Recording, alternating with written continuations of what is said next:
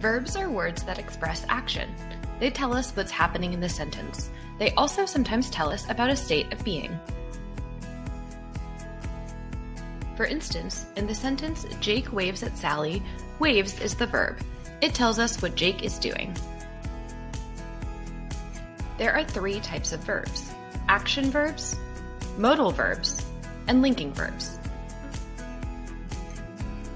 When a person is doing or thinking something, that's an action verb.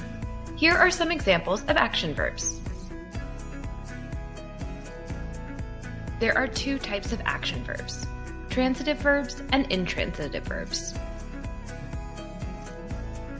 Transitive verbs are always followed by a noun that's receiving the action, called the direct object.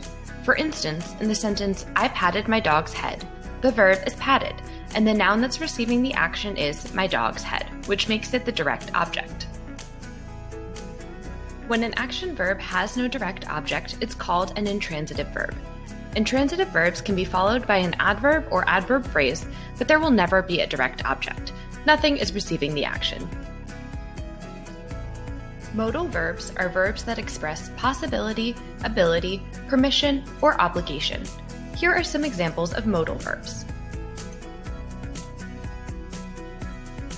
In the sentence, Laura's story might be embarrassing, the modal verb tells us about a possibility for Laura's story.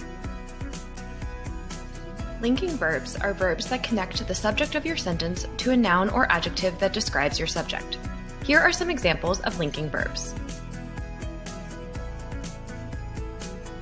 For example, in the sentence, we are your new neighbors, the linking verb are connects the subject we to the phrase your new neighbors, which gives more information about the subject.